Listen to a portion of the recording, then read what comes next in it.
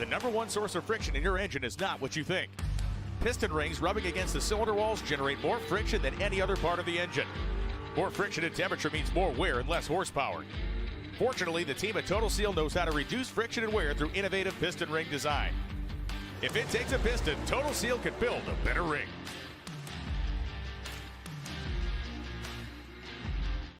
For more than a decade, FTI has strived to become the leader in the aftermarket performance transmission and converter industry. We've joined forces with McLeod driveline components under the leadership of Top Fuel Funny Car pilot Paul Lee, and now have a larger distribution network, more resources, and more power. Come see us in the pits and ask how you can join the FTI family. It's not cheating, it is the competitive edge. This is WFO Radio. Hey everybody, WFO Radio is back from the PRI Trade Show, and we are getting ready for the holidays. We got a couple more weeks here on WFO Radio, and I am super excited. You might be able to tell, maybe not, because I am working hard to disguise it, but I have a little of the post-PRI like crud, but we're going to tough our way through this show this week. We've got so much big news to discuss. I know everybody wants to talk about the whole Maple Grove US 131 thing that's going on, and we will definitely address that at the tail end of the show. Without a doubt, I'm going to give you my take as best as I can, and we're going to work it out. But I will say, generally, I love Maple Grove, and I love the fans of Maple Grove, and a majority of our listeners that are Patreons. Like, we got a lot of people from that region of the country. It's where I had a couple of my big early moments with WFO Radio, thanks to the Koretskis and the Koretsky family. And so we will get into that later on in the show. But I think some of the biggest news that came out of PRI was resulting or related to John Force Racing and the announcement of Jordan Vandergriff. We're going to get to Jordan. We did a quickie interview with him on the floor of PRI.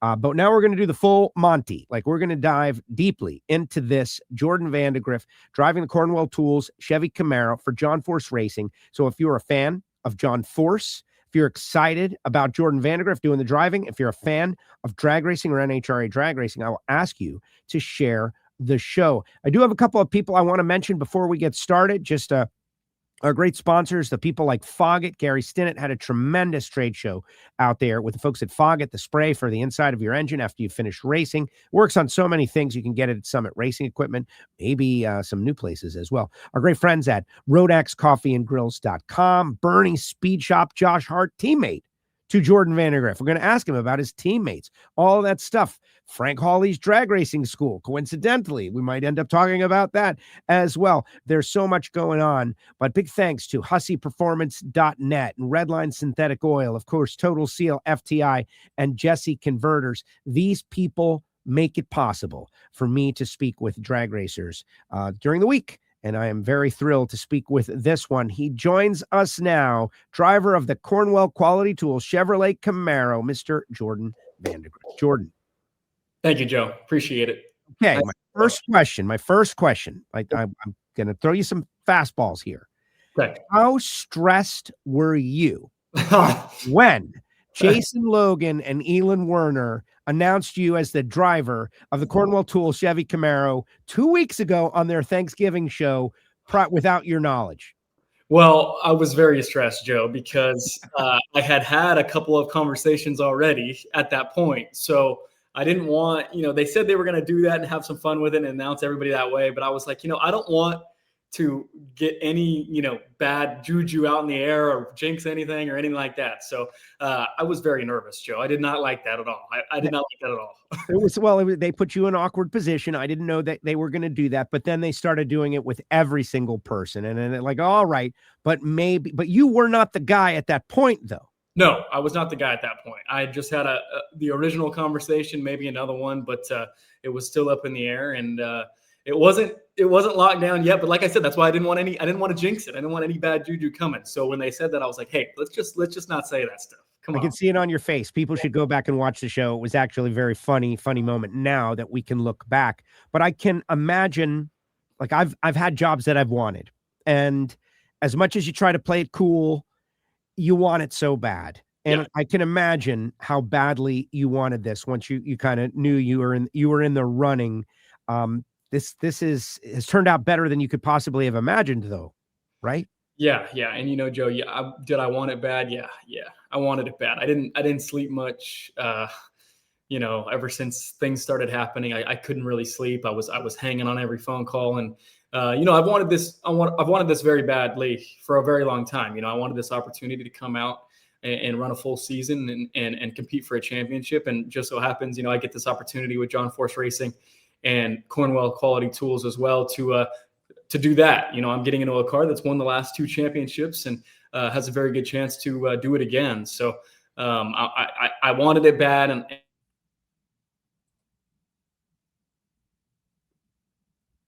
he's frozen. It's all right. We'll get him back. That's what we always do. Get him back. But man, he's frozen. He's hard frozen. So let's remove him from there and we'll see what happens. Like, I think he either got a phone call or the internet totally crashed, or just the problem is he's probably doing an amazing, giving us the details of everything that went on behind the scenes right now.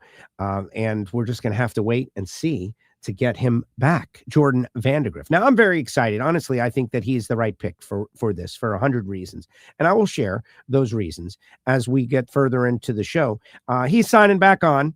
I can see him. He's signing back on. Guys, if you're a fan of John Force Racing, like all those Facebook groups and everybody out there who's John Force for life, ride or die John Force fans, you got to share this show because we got to get to know John Force's newest driver. He is trying to sign on. It's not working just yet. So we'll see. But man, he was rock solid right before the show. But let's see what we say. Here we go. Good morning from NorCal. Happy holidays to the WFO family. I agree. Thank you very much. Happy holidays. Hello to the WFO family and Joe. Morning WFO. All that. Keep trying, Jordan. Keep trying. Maybe you can hear me, right? Keep trying. Internet stuff. What are you going to do? I'm not going to post that one. Don't take shots at Tony Pedregon, my buddy. Frank Hawley's Drag Racing School out there. What's up, Frank? Could it really be Frank out there doing the posting? I don't think so. That's Lana, I think, is doing it. Happy Tuesday, Joe. What's up, everybody? Congratulations to JFR. Can't wait to see you guys in Sonoma. I agree. Kara, got to be very excited. Oh, I'm going to miss Jordan on the NHRA on Fox shows. I agree. I thought he did a great job with that. Let's see. As we try, he's trying to sign back on. Jordan, can you hear me? I cannot hear. Listen, I can imagine what's going on behind the scenes with Jordan trying to sign on right there. He's trying to sign on from his phone. He's going outside. He's trying to figure out, find the best cell service, connecting internet, disconnecting internet. Walt Walker, let's go. Walt, doing a good job. Posting some of the great stories. Congratulations, Jordan. How long ago did they approach you and when did it become official? Ask C5 Feet. That's an interesting angle. It's like, what did you know and when did you know it? To Jordan Vandergriff. All right, look at this guy. He's making moves. I'm using my phone now. I don't know what happened. Good. Listen, that's phone. Perfect. Okay. That is the kind of tenacity that got you hired by John Force. Yeah, there you go. I figured it out. So there you go. I don't know what happened, but we're back now. So, okay. Where were we, Joe? You were about to reveal the deepest, darkest secret. Yeah. All right. Well, I'm ready now. So. All right. So listen, we were doing all the pleasantries. We hadn't started officially, but now we are. People want to know, the process, how this worked out. When did they reach out to you? How long ago were you, contacted by John Force Racing? I think this story might go back a little further than people truly understand. Yeah. I think, this story does go back a little further than expected. I originally started having talks with John back late 2023, going into 2024 about possibly, coming and joining the team. And I ended up testing with John in John's Peak Funny Car in 2024 early that we didn't talk about much. We didn't talk about it much at all. It was kind of supposed to be a secret. So I had some hits in his funny car. And at the time, it was just, they didn't have anywhere for me. They had a full driver lineup and things were happening. And So this relationship with me and John Force Racing has been going on for a while. And then when some events transpired over the last few weeks, I was contacted, and now we're here. Now I'm wearing the Cornwell Quality Tools shirt and the hat, and I am the next driver of the funny car. All right. So I talked to John, and John, one of the things that I don't think matters at this point, but he was thinking about it, was like, you've driven top fuel dragsters. You're not really a funny car guy. They're taking what I would call a little bit of a leap of faith. I have full confidence in you, but you're going to go through the process of learning funny cars. As I understand it, you're going to go to Frank Hawley's drag racing school. Tell us how that's going to happen. Yeah, and you're right, Joe. But you know what? I think I share the same confidence that you have in me and in myself. So I think, I know how to drive top fuel dragsters. But like I said, we had that test session in 24 in the funny car, and ever since then, it kind of gave me the idea of what it's like, right? What it feels like, and I've gotten it. I've driven it. You know what I mean? So I'm confident in my ability to do it. And we have a plan in place with Frank Hawley. We're actually going through scheduling that now, but we have a whole plan in place to get me ready and prepared for testing and then the first race in Gainesville. So, I've driven top fuel cars, but I guarantee you I can drive this funny car, and I'm looking forward to it. Nitro Dave Miller says you're a bum, is what he says. I'm a bum? Tell I'm Jordan he's a bum. Hopefully Nitro Dave, otherwise it doesn't mean... Hey, Nitro Dave, my phone's ringing all the time. You're trying to talk to me, so I don't know why you're trying to call a bum, Nitro. Yeah. Come on, man. Come on. Nitro Dave. He's been a crew guy out there for many years, making it. C5 Pete mentions that Austin came from a dragster too. All right, so let's go there. You guys are friends. You stayed at his house. You motivated him accidentally to win the U.S. Nationals by showing him some of the producer Pete's stats. Like, that relationship has been fun. And I imagine it will continue to be fun, but for race fans, I feel like it's a possibility they may view Austin as wearing the black hat on this one. Have you explored that? Have you thought about it? Yeah, absolutely. And you know what? And if the NHRA fans want to view him that way, then view him that way. I mean, he is a good friend of mine, and our relationship goes back to when we first met at Frank Hawley's Drag Racing School back in 2017. So.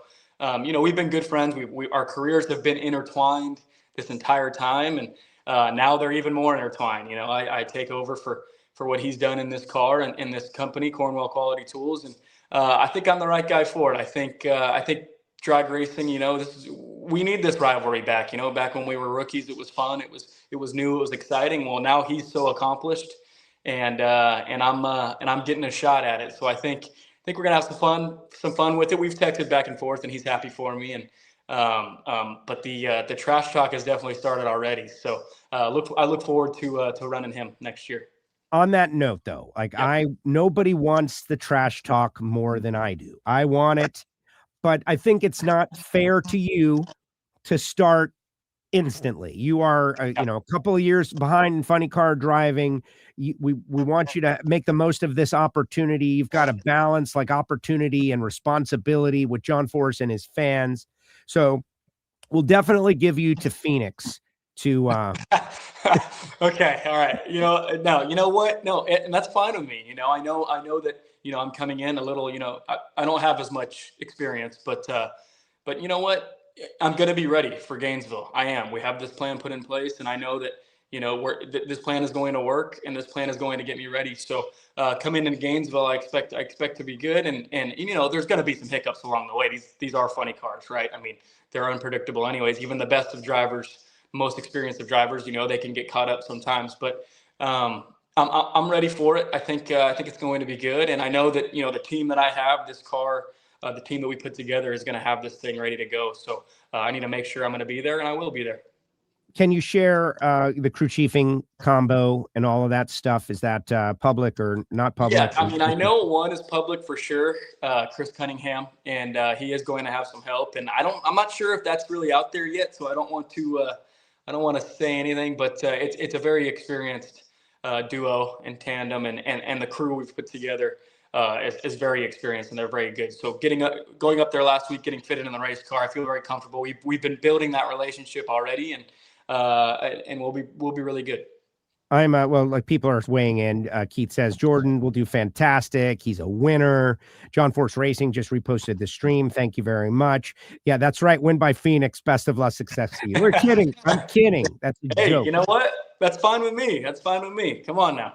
But I think Spencer Hyde is a good example. I don't know if you have or will speak with him, but he came in with a concept of what it would be like. And it wasn't what he thought, but he adapted rapidly and became Rookie of the Year. You've got a whole team worth of people you can lean on, with John Force especially. But, there's got to be a lot to that process, though. Like what you think it might be and what it actually is could be different. Yeah. And that's not lost on me, but having those the tests with John Force a few years ago now, in the early 2024, for me, I've been in and out of the car for years, even in the top fuel car, stepping in for Sean Reed this year, I haven't had much of a consistent kind of run at things, but I think visualization is huge. I think it helped me in the beginning of my career when I used to have test runs before, and have long periods of time in between. The visualization of it helps. It slows it down. You at least get the idea of what it's going to be like. And so the more you think about it, it slows it down. It doesn't slow it down much. You know what I mean? These are nitro cars, but in your head, if you can process it, if you could see it, if you've seen it once, you could keep replaying it. So the next time you're there, you're ready. So the test session we had last year, I am grateful for it. I'm really happy that I had it. I've been replaying those runs over and over in my head. And when we get this process started, I know that I can take what I learned then and apply it to what's coming. So, yeah, I mean, of course, like Spencer Hyde is a great example. He comes in, he's driving all different kinds of race cars. But, I've driven a top fuel car. I've gone 334 miles an hour. I know they're different, but at least I know the feeling of the speed at the finish line. So I think I'll be all right. Yeah, no, I have no doubt. First of all, you're an athlete in your younger days, played baseball to great success, came into the world of NHRA and we're, getting there, close to your opportunity. And then it fell apart, unfortunately. The television deal, you came into a difficult situation and we put you in some uncomfortable positions, even announcing super gas and whatnot. But what impressed me, and everybody needs to, like those of you who listened on NHRA.tv, the willingness to publicly fail and be okay with it, right? Fail forward. Like, I'm going to try it. I might embarrass myself. Yeah. It might not look good, but I will gain the experience and then figure it out better next time. Like whatever that is, and I want you to elaborate on that, whatever that is, that's how successful people make it in the world. Yeah.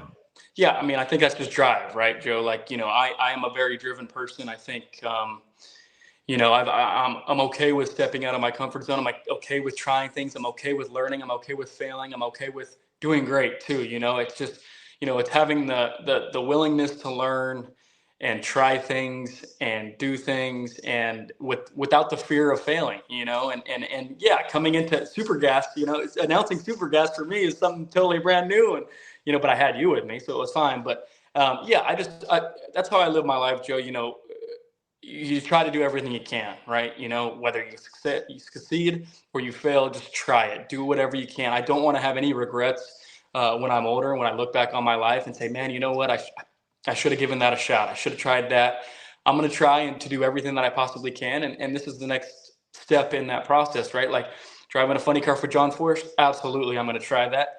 Absolutely, I'm going to do great. And it's just, it's part of it. I've wanted this full ride for such a long time now, and I've gotten close a few times, but now that it's here, it's like, okay, take this opportunity and run with it. It's not going to go perfect, but we're going to try to make it as perfect as possible.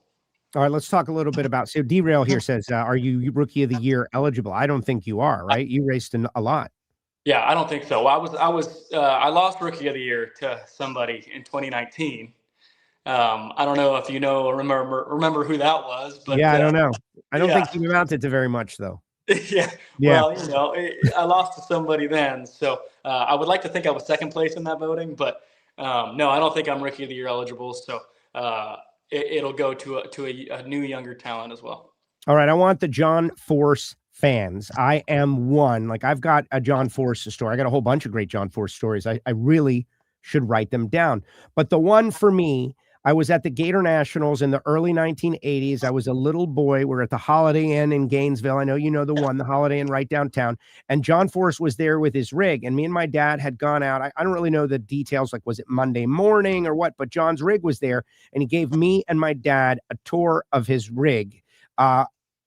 And, you know, like, wow, this is the guy.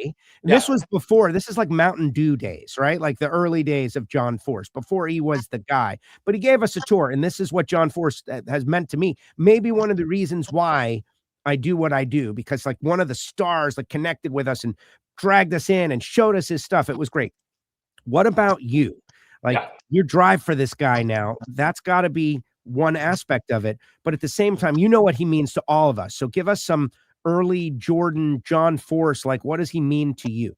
Yeah, you know, it's surreal, Joe. I mean, it's John Force, right? I mean, he's greatness personified, right, in our sport. He is the greatest funny car driver of all time. And for me, growing up in the sport, you know, my family has been in the sport for a long time. So when I was very, very young, I would come out to the racetrack, and not only that, he's, you know, one of his shops is in Yorba Linda. So I grew up in Brea, which is literally the town that neighbors Yorba Linda. We share a border.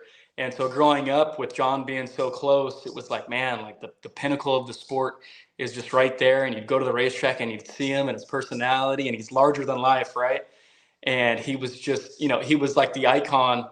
And growing up and seeing him, and I never thought in my wildest dreams, you know, like just as a kid watching him, that I would get the chance to drive for him someday. And now it's here. And I think, you know, my entire family, it's really hitting us all, I think.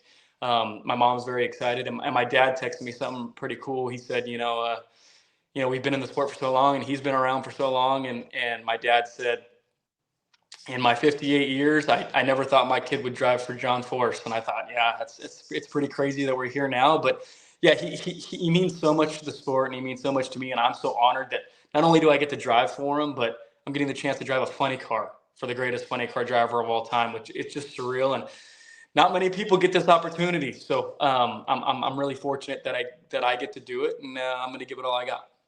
I don't know that everybody understands. You know, you mentioned Uncle Bob fairly often, and that's where you got an opportunity. But that the involvement of the Vandergriff family in drag racing, not just nitro drag racing, goes so deep with the headers and all that. Can you just give like a quick 30-second like Vandergriff family and drag racing history?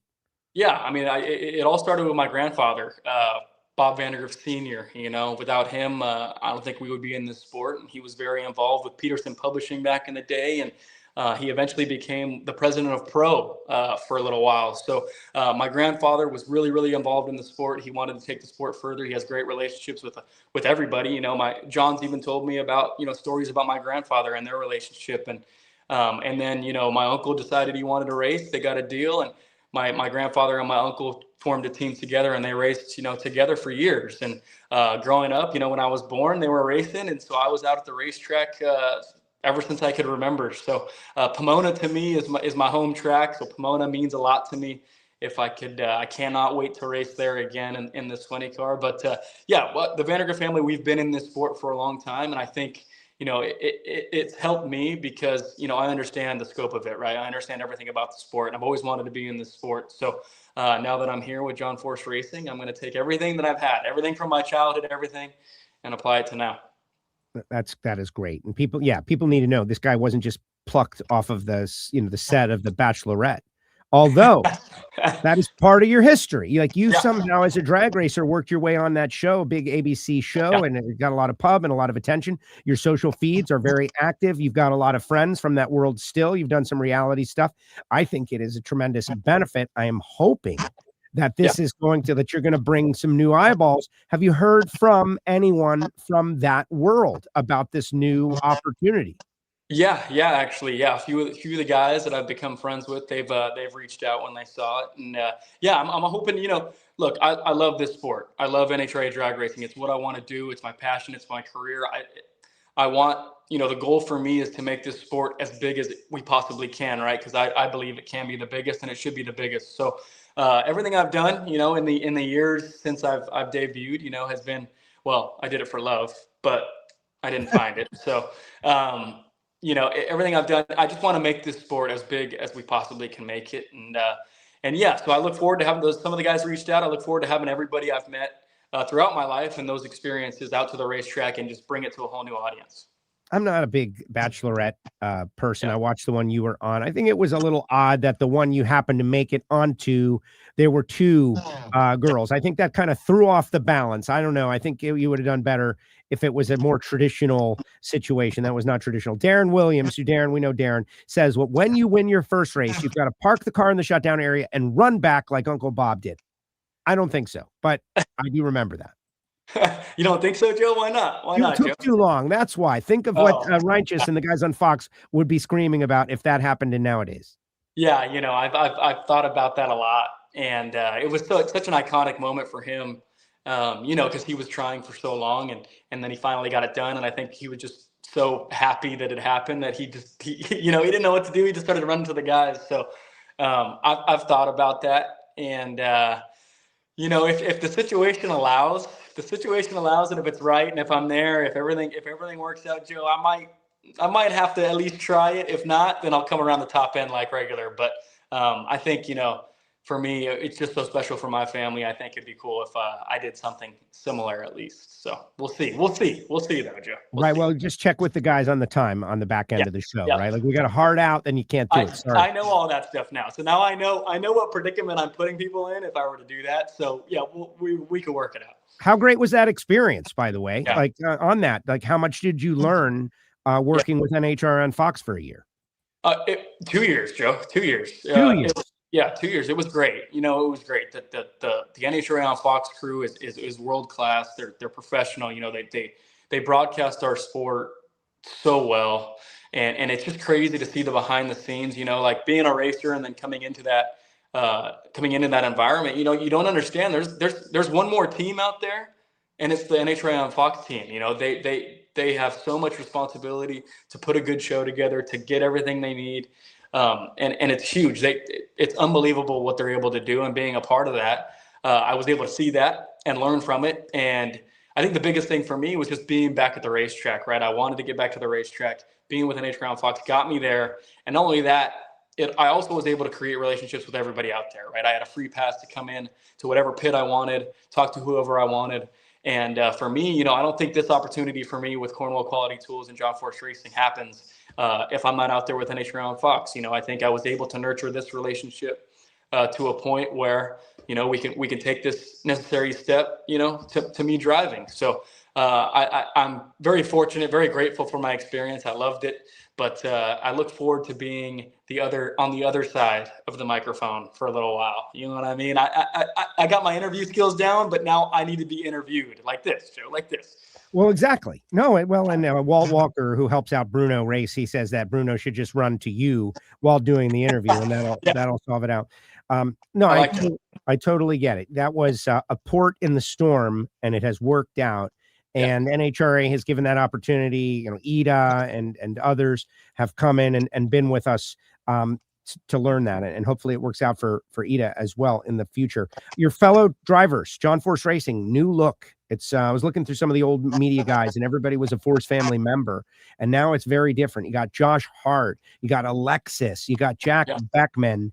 Who talk about the relationships that you have with those people, and I'm sure you all feel that same responsibility. Like we're carrying the baton into the next era of John Force Racing, a very important era. Like whether or not this team is about one man who had a great career or can extend beyond. Yeah, it's a new era of John Force Racing, and that's not lost on any of us, I don't think. And especially now, with three of us out of the four being new, and the longest tenured driver is now Jack, who's been there for a year and a half. So it's a new era, and like our hero card said when we were signing them, new era, same mentality or same legacy. And look, we're still part of John Force Racing, right? John Force is at the top; he's at the head of this, and so he's been so successful all these years, and so we just intend to follow suit. And me coming in as a younger driver, I get to learn from Jack Beckman. He's a great teacher, and he's a great driver. He's a champion. And I'm really fortunate to have him on the team with me as well, because I think, I'm going to soak in everything I can with John and Jack, and now Alexis. Alexis is one of the people I've got to know from NHRA on Fox, right? Like before then, I hadn't had many conversations with her. And then since I was with the crew on Fox, I got to go in there and talk to her, and we formed a friendship. And so now that we're teammates, we can continue that relationship.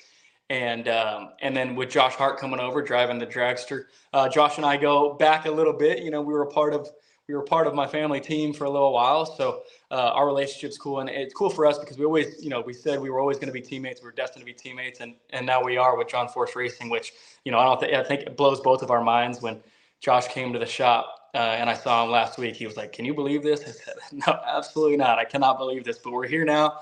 And yeah, it's going to be great. Like, it's a new era. And you know, I want to be the person to take this, you know, organization into the future. And I think I have a good shot to do it.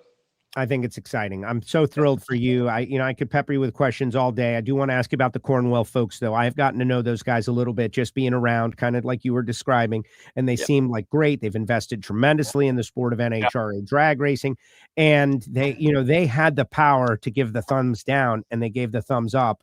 And, you know, I know you want to deliver for them, but just talk a little bit about that relationship. And they love drag racing. Like, I wouldn't know. I know they've been around for 100 years. I know that, but I'm in my own bubble. I wouldn't know about Cornwell if not for their involvement in drag racing.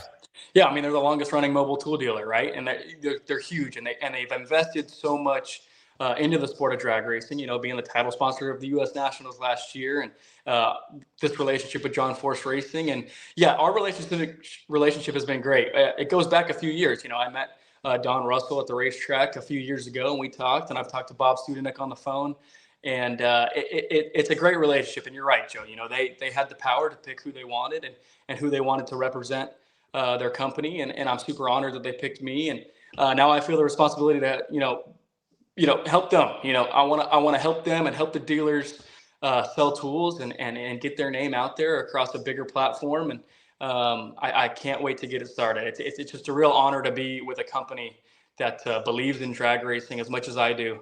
And I look forward to growing the relationship. Timeline. All right. So we got the holidays coming up. You mentioned you're going to go down and see Frank Hawley and spend a little time. I think that's amazing. Pro drivers, the highest level drivers, all benefit from a little time spent with Frank Hawley, which is why you should sign up for the Dragster Adventure at frankhawley.com. That's a different story for the holidays. What can you share about the timeline for your progress over the next couple of weeks and months leading into that pre-Gainesville test session? Yeah, we have a plan. And it involves Frank. I've talked to him a few times the last couple of weeks, and so we're nailing down a date. It's going to be this month for sure, as soon as possible. So I'm going to go down there and get some reps in the car that he has, and it's just all about the picture, Joe. Like I said, visualization is a key for driving these things and going down and getting more reps, more looks, getting the picture. That's what Frank told me. He's like, I just want you to get the picture more every time. Like, each run you have, you get the picture of what it looks like underneath one of those funny car bodies. So yeah, we have the plan in place. And I went to Frank Hawley before I drove the Top Fuel car. I did the super car with him and took the class, and it helped me tremendously. Looking back on my career, I don't know why you wouldn't go to Frank. Honestly, I don't know why you wouldn't. So I'm really looking forward to going back and learning some more from him about the funny car. So it's gonna be great. All right. You've submitted to all my questions. I appreciate it. I want you to know that I genuinely am excited for this because, like, I think the world of Austin and his family. Like, I really like those guys, and I consider them friends. And at some point, we will tell that story from their perspective, where they land and what it is. And once you ramp up, like, I think that story, the two of you, this juxtaposition, he was there, he left to do something to make his own name, however you want to say it, he'll tell us.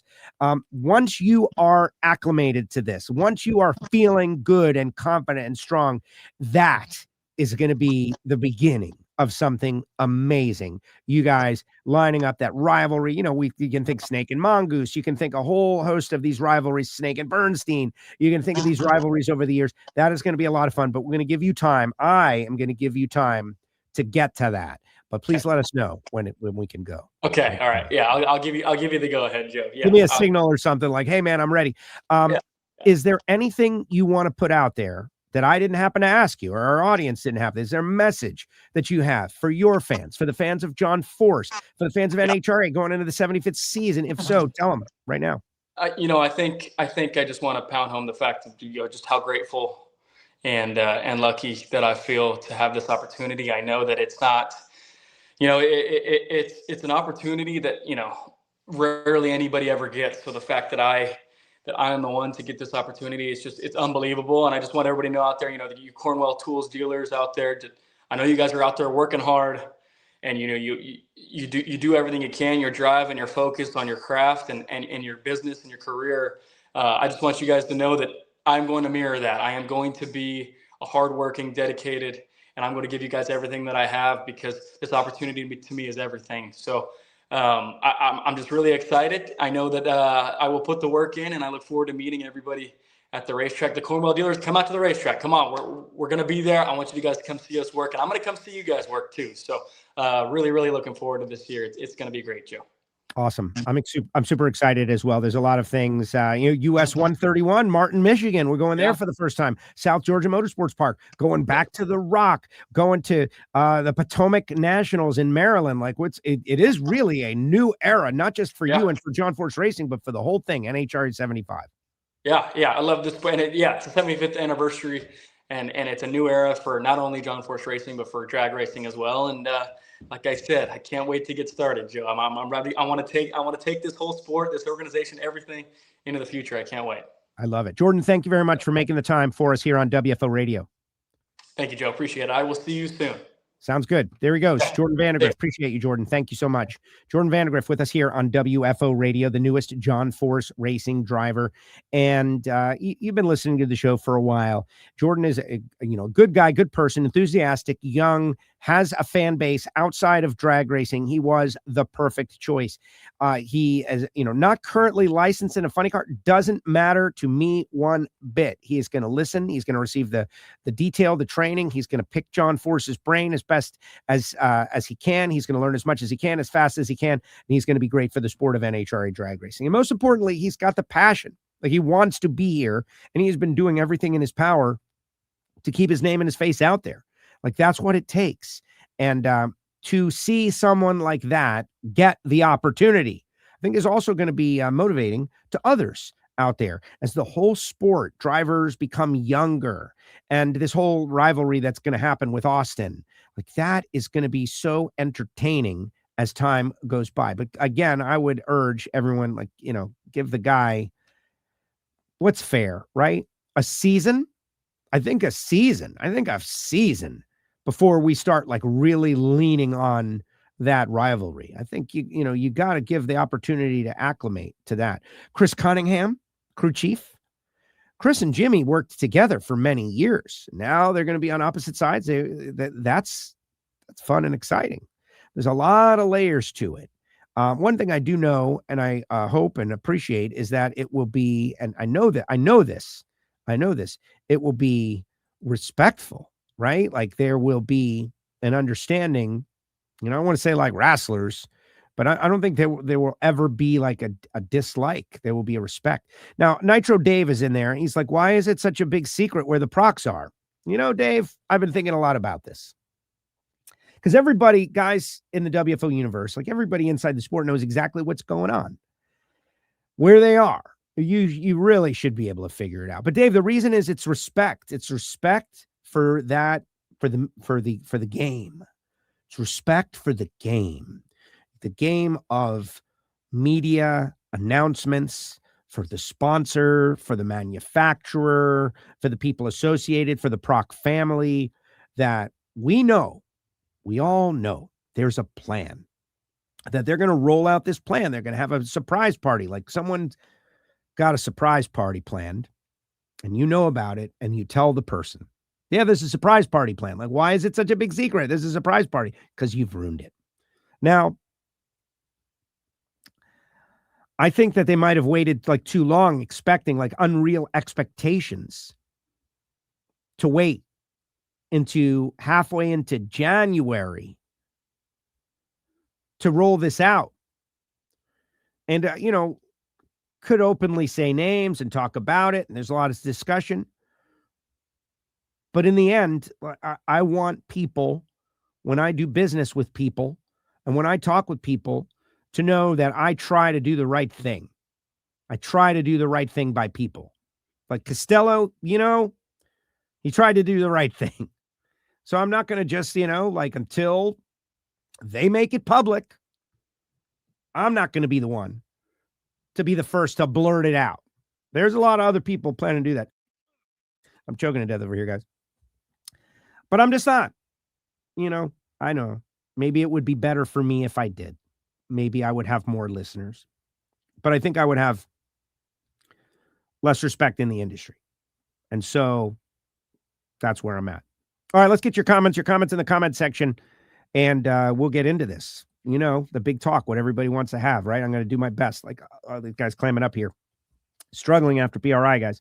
Struggling. But we will be back after this. Redline Oil, formulated to win, proven by me. Redline Oil, formulated to win. Formulated to win. Formulated to win, proven by me.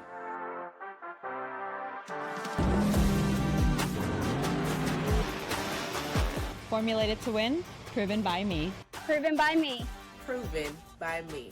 Redline Oil, formulated to win, proven by me. Looking to replace your OEM diesel particulate filter or diesel oxidation catalyst? Look no further than DPF XFit, a complete line of aftermarket diesel particulate filters and diesel oxidation catalysts designed as an exact fit OEM replacement with all makes coverage for light, medium, and heavy-duty trucks. With thousands of units in stock, we ship the same or next day, and be sure to check out our comprehensive reverse OEM lookup tool. Always new, never remanufactured. For more information, be sure to visit dpfxfit.com. That's dpfxfit.com. Drag racing fans, check out Drag Race Bracket Bonanza. It's the free, family-friendly fantasy bracket game. Now, after final qualifying at every national event, you can fill out your bracket for all the pro classes. It's free, easy to click on your picks. If you need some help, just hit the randomizer button to fill in the blanks. It's for fun, stay engaged, and pick your winners today.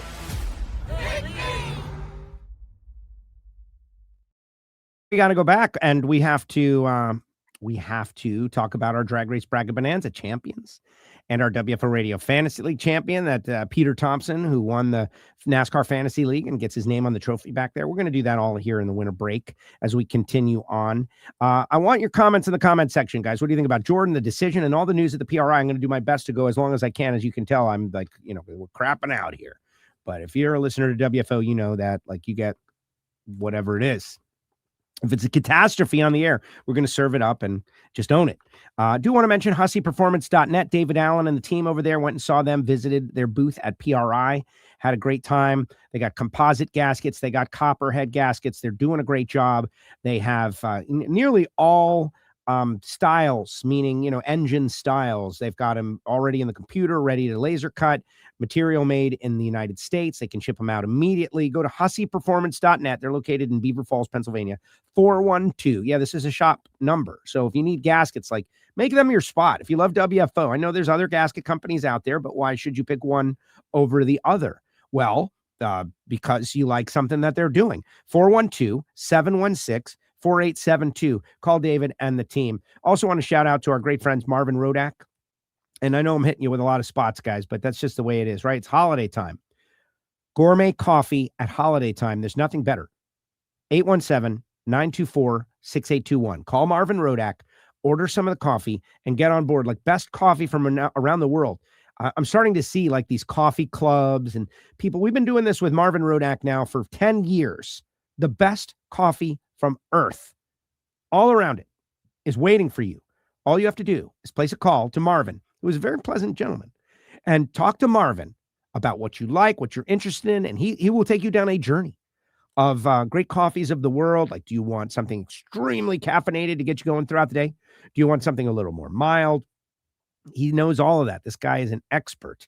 RodaxCoffeeandGrills.com. Thank you, Marvin, for supporting WFO Radio. And our great friends at Bernie Speed Shop. We'll talk about them in a little bit. But now let's get into some comments and see what you say. This. Hi, Joe. How you doing? This show made my holiday season. I hope there's one next week before Christmas. Yeah, that is my intention, to do a show next week. It is my intention to do a final show next Tuesday, see how it goes. We used to do those holiday shows. Everybody is talking about, Joe, why don't you bring up the holiday shows, bring them back? And it's chaotic. It's chaotic. It takes a lot of planning. And so we'll see. We'll see. Look at this guy. Joe, you're a stand-up guy. That's why I had your autograph and the Hot Wheels for me at the Grove and last Memorial Day, says E. John. Thank you very much, E. John. Listen, we all are guided by our own, morality. And that's it. Who will collect the most Diamond Wallies? Hopefully you saw the Diamond Wallies. I put out something on my own personal social with the Diamond Wallies. I was so happy when the Diamond Wallies came out because I have been telling people about them. I had seen a photograph of the Diamond Wallies, and I have been motivating myself with Project Pontiac and our Super Street car about these Diamond Wallies. Next year, I will have 4 opportunities to get myself a Diamond Divisional Wally, and I'm going to try really hard. I want one of those guys sitting right here. But I do want to mention the folks at PowerTube TV made WFO Radio the best podcast of 2025 on PowerTube TV. Thank you to PowerTube TV, Brian and Ray and the whole team over there. Real thrilled to be on PowerTube TV. They got new apps, Apple and all over the Roku. You can get PowerTube TV. They got their new show, Pinks, with Bruno as the host, and WFO Radio, our NHRA Nitro show, is on there, and you can check it out. And we've got viewers and listeners. But thank you very much, PowerTube TV. They had a little event over there at Lockmiller's, right across from the Capitol, where Mark Sanchez got into his whole thing, and they invited me for a deal. And I walked in the door, and they're meeting with all these other hosts and whatnot on PowerTube TV. And then they started an awards show, and I'm like, oh my goodness, awards. And then they start talking best podcasts or live stream, and I'm like, uh-oh. And we won. WFO. Thank you very much. Probably mostly because we get our shows in on time, which shows you it's the blocking and the tackling. Sad I missed PRI this year, but the sunshine in San Martin was pretty nice. I think that's rubbing it in, Pete. Joe, don't you think Indy and Martin are too close, 250 miles, to be only 2 weeks apart? I understand because of the loss of Reading. I think for the 27 season, the schedule will be changed somewhat. Perhaps. No, I don't. I don't think 250 miles is too close. No, 250 miles, man. That's, at 60 miles an hour, that's 3.5 hours. That's a long drive. We got a couple of others that are within 3.5 hours, I think, right? Like Vegas and Phoenix and whatnot. I don't believe in that as much as some do. I think your Michigan market, you got to understand, and I know you do, Dave. Dave, that's where I first met you, US 131, me and Dave Miller. I was up there with Masters Television. We were doing Chevy shows. I was, the host of the Chevy show deal for Masters Television. And we went up to US 131, the only time I was there. And during the daytime, me, myself, Tom Gee, Brendan, we walked out there and we did a, Chevy show. TV show. It was great. And I looked over and we spent no time at the drag strip, like zero. But I noticed Nostalgia Pro Stockers there. And I was like, what? It was the first time I ever had felt the feeling of nostalgia, which is a different long story. I could tell you another time. But I had never really felt the feeling of nostalgia until I saw the Lee Shepherd, Rayer, and Morrison Pro Stocker. And it brought me back. First time, I was like, this is what it's like to be old. Bummer. But I enjoyed the nostalgia. But at the same time, I saw, there's a Top Fuel car. It was the Nitro Ninja, Dom Lagana. And I kind of just went walking over there. And this was early in my NHRA tenure. And so went over there, and some of the guys, Bob and others, like, Joe, hey. And they brought me in, and they were like, hang out with us, Z-Lag, and introduced me to Dave and introduced me a bunch of guys. And I hung out, and my brain was kind of empty. I didn't have as much knowledge as I do now. I still think it's empty, but had a blast at US 131. It was like, what's up with this track? But at the time, that was a IHRA track, and they did not have, they had the big one. I saw Dom go, he ran to the quarter at that time, quarter mile. It was wild. That's the last time I've seen a quarter mile race run. And also solidified that it was not necessary. It was cool, but it was not necessary for my excitement. I experienced that.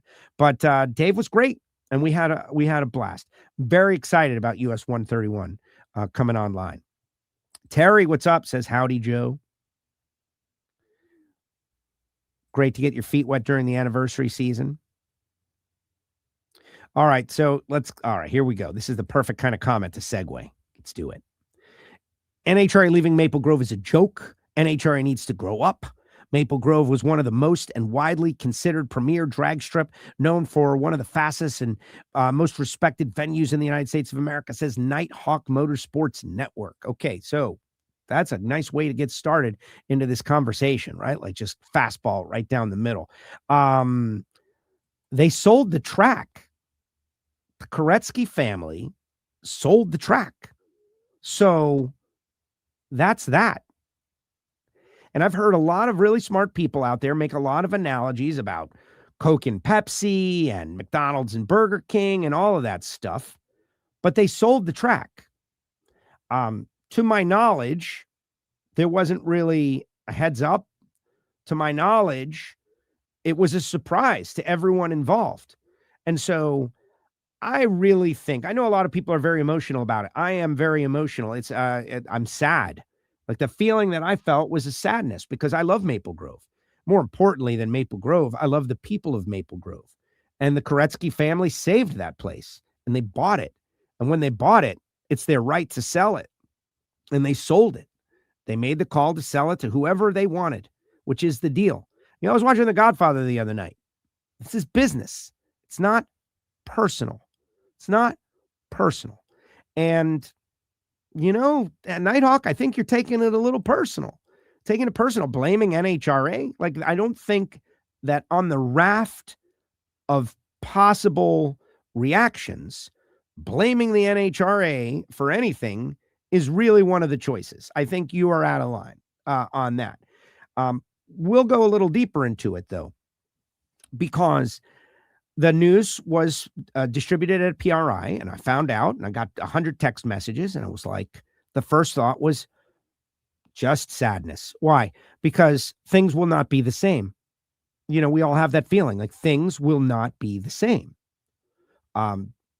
The show that NHRA put on, that I was a part of for the most recent years, but going way back to the Keystone Nationals, the stuff I used to watch, Daryl Gwynn would always talk about how that was his second home track, Joe Amato, the Keystones. There's a reason why the place sells out every year, because there is a heritage and a DNA in the fans. And that's what you love. When it rains at Maple Grove, they don't go home. They still come to the track. You get there at 6:45 a.m. and they're already there. They're there because they're used to an experience. The experience is going to be different. I don't know. Is it going to be better? That's what they're saying. I wish the new owners at IHRA good luck with their endeavor. And I believe that all the folks that I know within the NHRA, and this is what I want to focus on, because in our modern world, which so many people lament, the modern world, the way people are, the stuff that happens on social media, the fighting, the infighting, the just the drama. Everybody will tell you that they don't like it, but then the second they get an opportunity to participate in it, they're doing it. They're participating in it, trying to cause acrimony, which, you know, to my knowledge, to this point, certainly from myself and the people that I'm connected to as contractors for the NHRA. I'm not an NHRA employee. I think everybody understands that. But from NHRA management to this point, there has not been any negativity towards the IHRA and anybody involved. Maybe that's true for the other side of it as well. But boy, there's a lot of people that really are trying actively to make this an acrimonious situation. I don't like that. You know, I've kind of built my personal, whatever it is, on being positive and looking at the bright side. And the glass can be half full and we can make it work. So what this guy is talking about is the offer that NHRA hold an event, that the folks at IHRA, there's a story on Competition Plus. Bobby Bennett has quotes from Larry Morgan, who I spoke with personally, and Larry and I had a conversation about this. The term hollow offer was floated a little earlier today to me. And I think anyone that thinks that hours after a surprise announcement about a sale to a direct competitor would then be met with, hey, sure, we're going to go into business with you, which is really what it is, going into business together. I don't think anybody would do that. Like, I don't think anybody would do that. Like, this is one of those, like, put yourself in that situation. I don't think anybody would do that. And if they're telling you they would, I don't believe it. I just don't believe anyone in a similar situation would do it. Now, why not? Why not? Well, there's a lot of different rules. There's different changes. You've got these NHRA people who want an NHRA experience. How do we know? Like, this is one, my imagination can be vivid. My imagination can be vivid. I'm a little disappointed in the imaginations of others out there, because I do think that we shouldn't just accept what everybody is saying as true. NHRA and IHRA, the people and the personalities involved. There's a lot of just accepting that what the IHRA has said is just true. And I don't think the evidence that we've received to this point means we should do that. I'm saying we should just trust but verify. Trust but verify.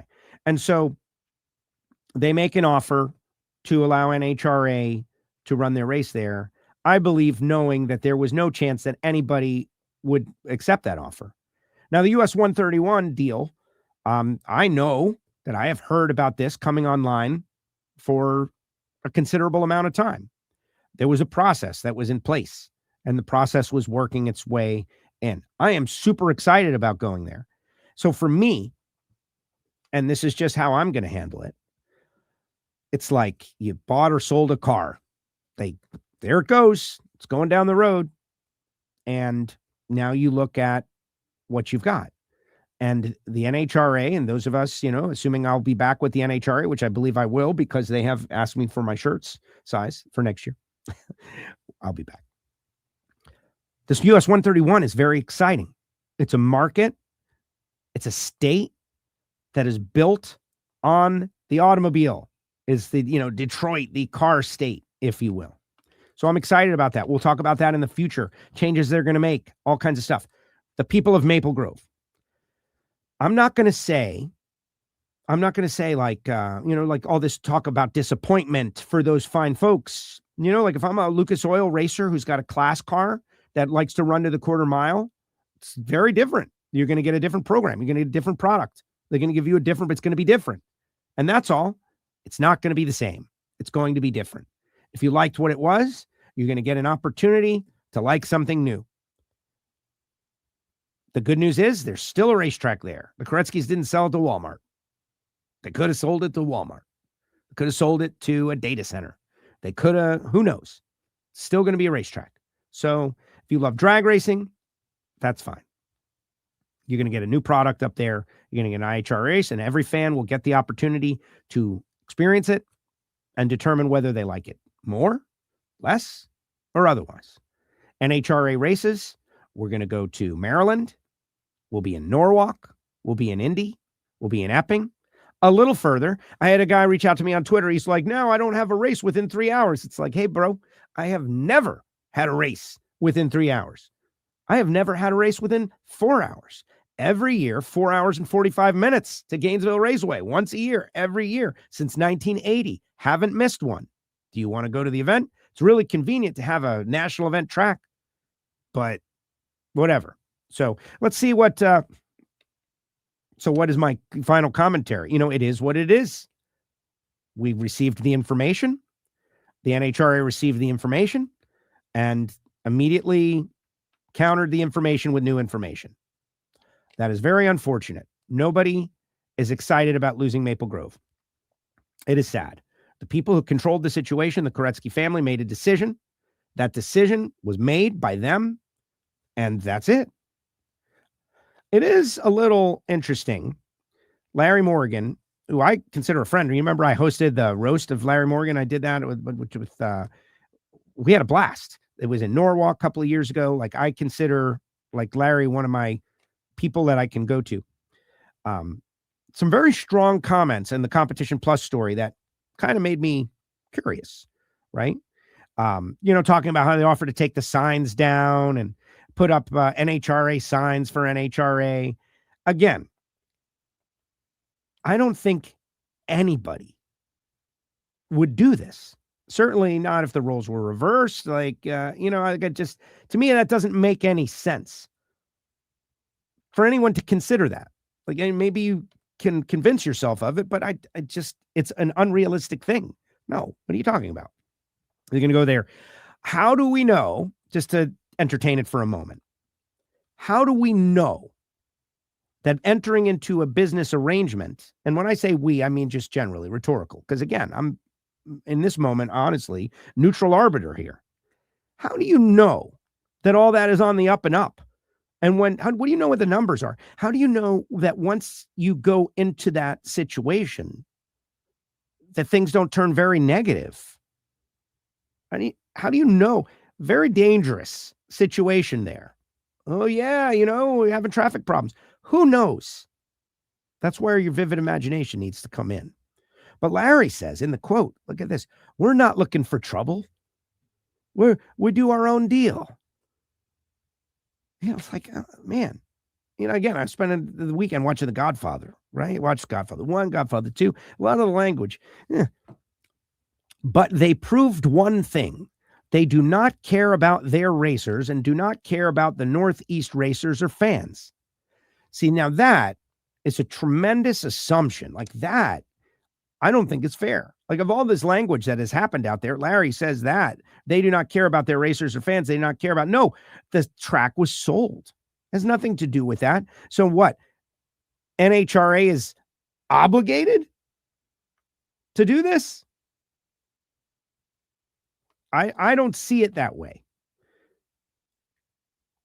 They do not care about their racers or fans. I don't see that at all. They absolutely care about their racers and their fans. The track was sold without, to my knowledge, any notice. So we have a race there and we'll show them how it's done. Like, why on earth would Larry Morgan be irritated about this anyway?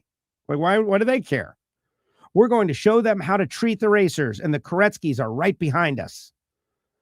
Larry kind of dragging in the Koretsky's on that deal. To my knowledge, the Koretsky's have no beef with NHRA. I don't know about that. I was under the impression that the family felt like, Maple Grove Raceway was going to be announced as the NHRA Track of the Year. Prior to this, there was a trophy. They were going to be presented with an award, and the announcement came out. I don't know if I'm supposed to say that, but oh well. But why is Larry Morgan aggravated in any way? It doesn't make sense. Asked about the broader implications of the situation, Morgan reflected on advice he received earlier in his career from a former Oldsmobile executive, Dave Gerard. Be careful whose toes you step on today.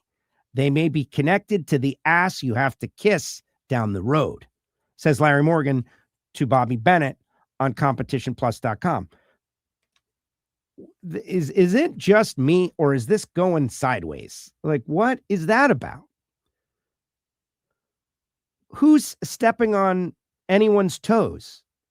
Larry's accusing NHRA of stepping on someone's toes. Whose toes are getting stepped on?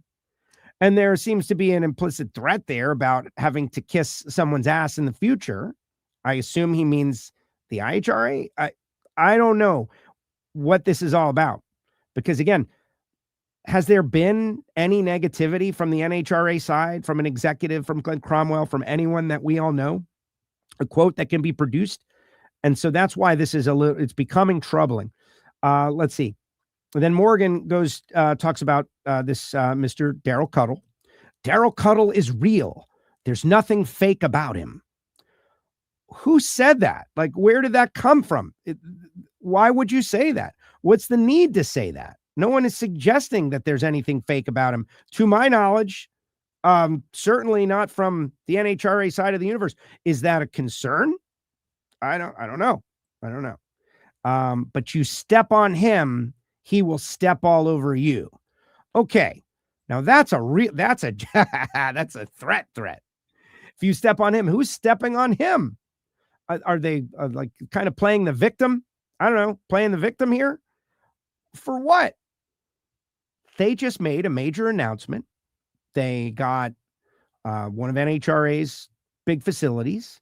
They're going to have an event there next year. NHRA went elsewhere. And now Larry Morgan is on Competition Plus. And so Bobby Bennett, who is a friend, like, I don't know, I think Bobby Bennett could have asked some of those questions. Bobby, hopefully you're out there watching this, could have asked some of those questions. Like, hey, man, what about this? But what's happening right now, and you are all very smart, this is the clickbait story of the century for drag racing. Come on, let's step aside a little bit. Let's step aside. Everybody's buzzing. Everybody's talking. It's like, oh man, side versus side. The war is on. Cycle Drag Jack, who I talked to at the show. You know, I'm in the middle of it, man. I'm in there watching it. Everybody is getting the clicks and the views. Me too. Right now, subscribe, WFO. Everybody's loving this. But you know, is it good? Is it not good? What's going to happen? Whose toes are getting stepped on? Like, you step on his toes, he's going to come back at you. You hit him, he's going to hit you twice. What are we talking about? The real disappointment is this. If you like, you know, if you had a sportsman car, a Lucas Oil car, class car, comp car, and you live right near Maple Grove, you know, like, I'm sure they can run their bracket program, whatever they want. They could probably run their quarter mile bracket program like the bracket racers, but for the national, you're just going to get a different show. It's going to be different. And many people will get used to it right away. That's it. And what I will say is that I love that place. I love the fans. I love the people. And, you know, as time goes by, we'll find out a little bit more.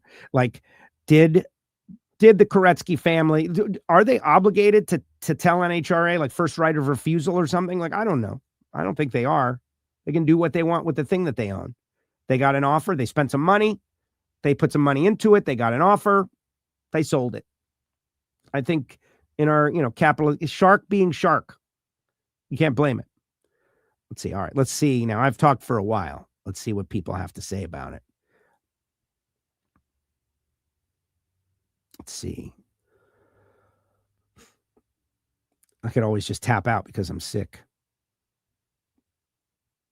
Has a crew chief been chosen for Jordan Vandergriff? Yeah, he said Chris Cunningham, Steve, and another, which will be announced at some point, I think. This was earlier. Are you going to address the Maple Grove change? Of course, man. I address everything.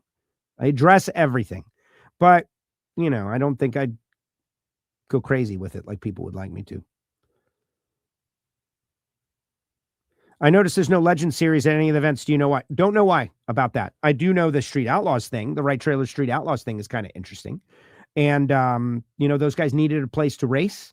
And they put together a deal with Michael Scott of Right Trailers and the NHRA. And we're going to have several events where Murder Nova is going to pull out onto the starting line at the National Hot Rod Association.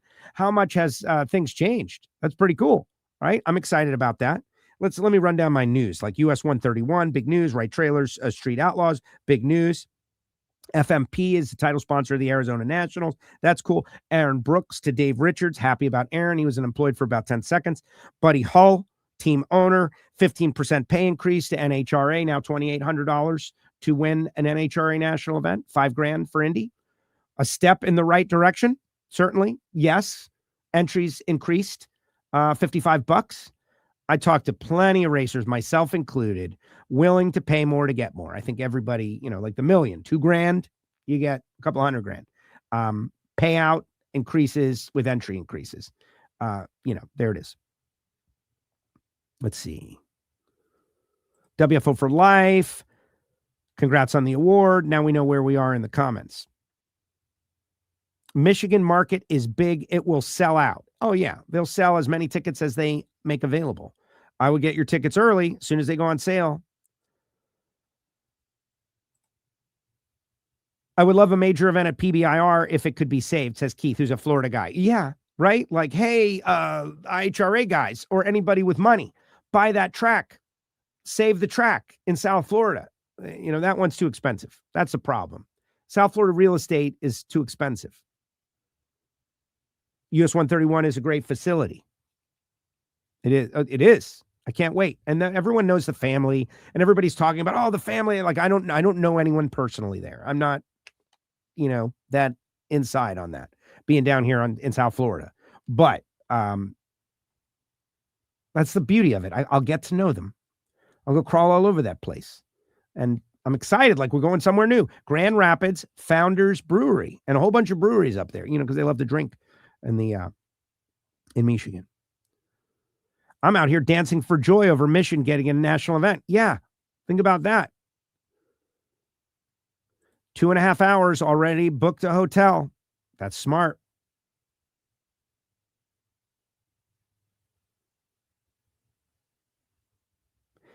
Let's see. See, like this question, Steve, who's a good friend, he goes, will they take away so many cars that we won't see 16-car fields again? Like, that's a question that is unanswerable. We don't know. I talked to Lex June. He's excited about running 8th Mile, and he believes that 8th Mile is the future, and that's the magic bullet that's going to save the sport of drag racing. I don't agree with that. I'm not into 8th Mile. I believe 8th Mile is optimal when there's no other option. That's what I believe, but everyone has their opinion. I will definitely try to attend both Indy and Martin. Yeah, like you hear people, like they offered to keep the event. One, you're taking them at their word, and that's genuine, right? I don't know why anybody would do that. Why would anybody do that? Just accept that as genuine. They made the offer because they knew it wouldn't be accepted. So then now they can do this. How can you let you guys see? Like, guys, how can you allow yourselves to be manipulated so easily? Like, really? Come on. You know how it goes. Let's see. Maple Grove Raceway is gone. It's sad. The us versus them is exhausting. I agree, Monica. Like, that's not how I operate. Clearly, though, I'm closer to the NHRA side of it. Like, there's no doubt about that. I worked for the National Hot Rod Association for over 10 years. I know a lot of detail, but I have a lot of people tell me a lot of detail from the other side too. I have a lot of people that are friends. I had a conversation with Larry Morgan about this topic. Also love Maple Grove. I'm hurt, but you are correct. That's it. Get over it. It's gone. It is a shock. Captain Chaos sold after doing so many great things with upgrading the property. Very surprised they did that after putting the work in. That's a good question. Obviously, at some point, they will answer that. Let's not forget that Kenny had some health issues this year. We were at times like praying for his health. And maybe this is just, like downsizing the responsibilities that everybody has. Kyle, I'm sure I'll talk to Kyle at some point. Like, Kyle's the one who loved the track. Kyle is I know Kenny Jr. and I know all those guys, and they're all great to me. Everyone's great. Like, everyone's great. But Kyle was the heart of the deal, out there working on it, thinking, dreaming up ways to make it better. And I'm sure, they'll still be involved.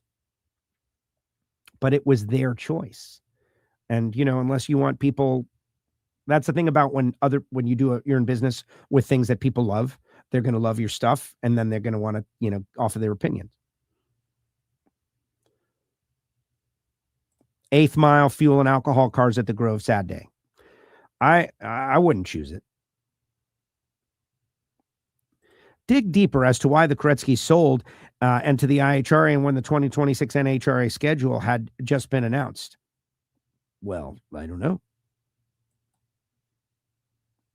I heard it had to do with Kenny's health. Yeah, and look, the commenters. I'm just behind the commenters. The positive is it's still a drag strip, 100%.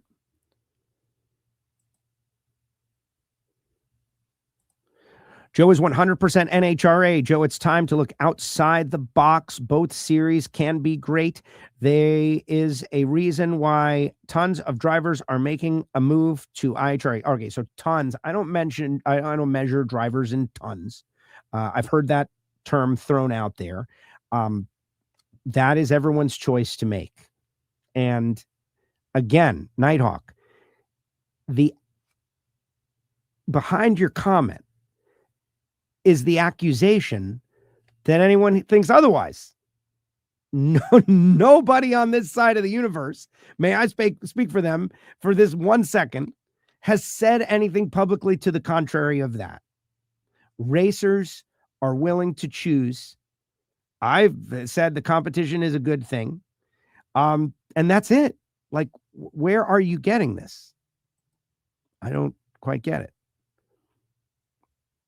Do you think NHRA will make a statement on it? They have been super quiet on the whole thing. I don't know. I think they made their statement. Their statement was they announced a new national event at US 131 in Martin, Michigan. I think that's the statement. Maybe they will make a statement about the whole deal. Let's see, like, so there's a thing. Making a statement too rapidly. This happened on Friday. Today's Tuesday. You know, like, I'm sure everyone wants to talk with everyone involved and kind of get to the bottom of it. Putting out statements too early and getting things factually wrong can be a problem. Certainly something to avoid.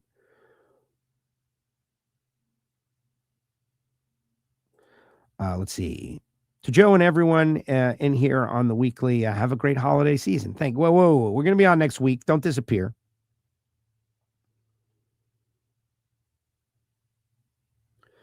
We're going to have Jason Peterson on tonight on the Competition Plus Power Hour, says Dugenet Bland. That's good. I will watch that.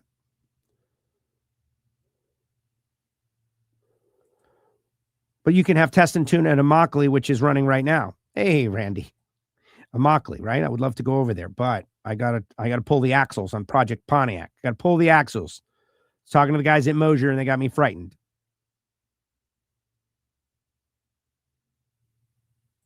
I don't think anyone will ever actually know why they sold it. I think they will, to make money. But it doesn't really matter. It was theirs to do with as they please. Like Joe said, at least it's still a drag strip. That's it. Yeah, man, to make money. Come on, guys. Like, do you think they lost money on the deal? They locked in profits. They they made them an offer they couldn't refuse. A while back, Kenny Koretsky had a health scare. Maybe that had something to do with it. Maybe. It's business. I'm not against anyone. It happens every day in the business world. Let's be glad it's still a track and not a housing development. Exactly. And that's where I'm living on the deal. I mean, I'm sad that anytime things change, things are changing. But really, who's to say, this Martin, Michigan could end up being a premier event. It's going to be sold out. It's a beautiful part of the country. Maybe it will rain less, because we did get a lot of rain up there. But again, somebody accused me of not caring about the fans and the racers up there. And that was like, oh my gosh, that hurt my heart. Done deal. Have to learn to roll with it. Exactly. I thought it was, regarding the comments, I thought it was unnecessary to even say that NHRA doesn't care about the racers. That didn't need to be said at all. Well, exactly. None of that needed to be said. The whole story about NHRA not accepting the offer didn't have to be said. None of that had to be said. Like, why was that said? What do we have to, we'll put on our little strategist hats and think about, like, why would you make public someone declined an offer? And why become irate when someone declines an offer? And the answer is what? What is the answer? I'm not going to tell you what I think the answer is. You all must figure it out on your own, right? Like, what do you think the answer is? Why would they? Why even bother to put that out? Just celebrate the track. We've purchased the track. It's going to be our best track. It's going to be a sold out event. It's going to be great. We are super excited. Great for the racers. Great for the fans. Why even go down this road? What was the reasoning and the logic behind it? And again, that's for you to think. I'm not going to tell you what to think. Everything will probably be painted green and going to change the name of the track to Durana or whatever he calls every track. Yeah, I accept that as probable. Ron Merkel, my buddy Ron, hopefully you're well. When I win the Powerball, going to buy PBIR. Yeah, we all need to try to buy PBIR with the Powerball. Can we do pinky swear and everybody get in on it? Guys, that track, it's not that far out. It's very expensive. I know it's very expensive. South Florida real estate, very expensive. Bottom line, yes, evolution. That's it. The Buddha has told us nothing is permanent. The moon, the earth, the sun, the stars, galaxies, nothing is permanent.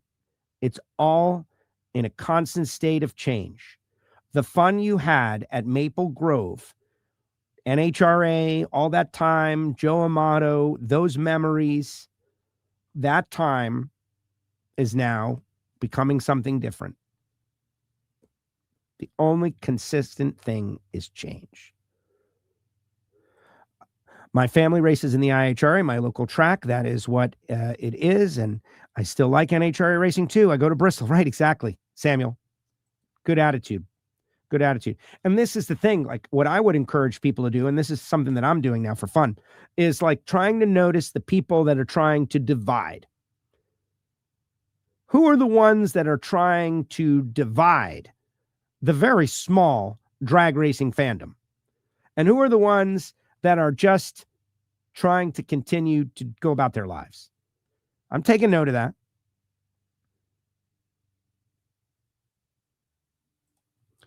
Will NHRA make drivers cover their IHRA patch on their fire suits with top-end interviews? Oh, my gosh. You're really diving in deep, Nighthawk. You're diving in deep. You're thinking about it. I don't know. I might. If it was me, yeah, I might do it. I just thinking about it. You got to admit, that logo is giant. They're going giant on the logo, man. And the sticker size, too. They're kind of beyond the normal contingency size. I mean, I believe in pride, but that is kind of big. Did you run into Alan at PRI? Will there be a Life's a Drag show? I did not run into Alan. I saw the back of his head about 100 feet ahead of me, and I couldn't catch up to him. But no, we were not in the same place at the same time. I was at Total Seal booth, had a great time, great show. We got a great interview. Pat Musey, Scott Schafferoff. Subscribe to Hidden Horsepower, guys. Subscribe. I do have some production work to do. I have no idea about Life's a Drag. No idea. I would imagine they're not going to let this topic go without their commentary. They're going to get in on it. All of that commentary was so unnecessary, man. That was a bad look, bro, says Dugenet. Dugenet, are you going to say that on your show, though? Are you going to say that stuff, man? I agree. I was a little disappointed in Larry, who I like greatly. When he says, but you step on him, he will step all over you. What are we talking about? What are we talking about? Who stepped on this guy? This guy just pulled off a great coup, made a great move. Celebrate the victory. Daryl is real. There's nothing fake about him. I never once considered that Daryl is fake. I never thought that thought until it was put out there that Larry says Daryl is real. There's nothing fake about him. Then all of a sudden I have to consider, why is he saying that? What's going on? Maybe this guy's fake. Bad deal. Be careful whose toes you step on today. They may be connected to the ass you have to kiss down the road. And honestly, that's kind of how I live my life. I don't disagree with the sentiment, but I don't step on anybody's toes. I try to be respectful to everybody as best as I can. Not possible, dude. I would love to see Orlando Speed World become an NHRA national event track. Yeah, it's so small. But the division race will be there February. Project Pontiac is hopefully going to be there racing. It's a beautiful track, Ozzy's track. The staff at Orlando Speed World is great. They have a great bracket program. The thing that separates, and this is just commentary, real drag racing fans are the ones that go to Orlando Speed World for their weekly programs. They've got bracket races there on Saturdays. They had a couple of doubles went and tested there a few months ago now.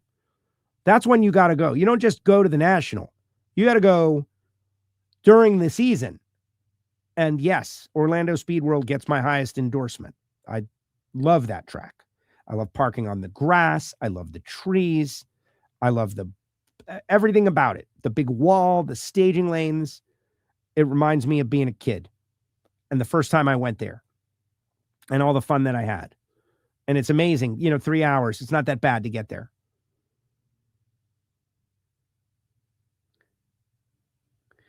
Who you know, not what you know. Yeah, that's definitely part of life. Well, that announcement that was going to happen just makes it hurt more. Well, I think she's talking about becoming the track of the year, something like that.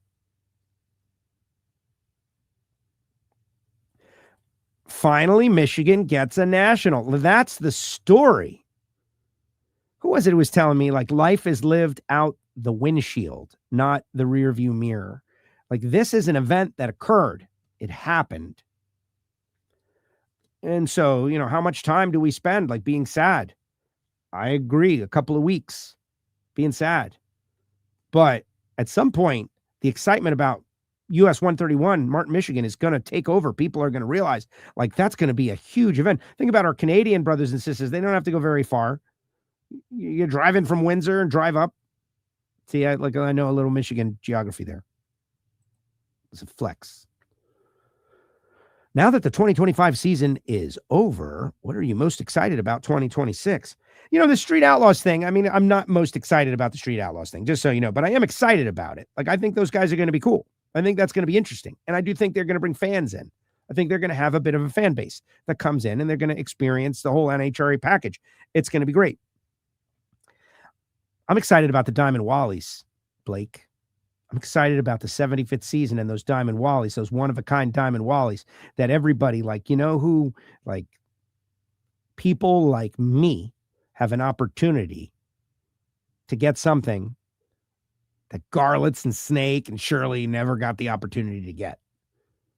It's crazy. It's beautiful. They're beautiful. They are really beautiful. I'm also excited about the automatic horsepower factoring system being changed. And guys are able to run their cars faster, showing that the NHRA Tech Department is listening even when you think they're not listening. Even when you think they're not listening, they're actually listening and trying to work it all out. At least the NHRA filled the weekend with another race quickly. I think that's the coup of the whole deal.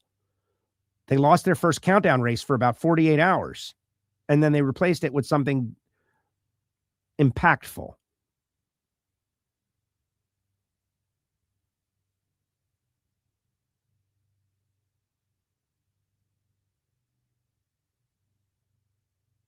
Thank you for all you do for the sport. Listen, I love drag racing one way or another.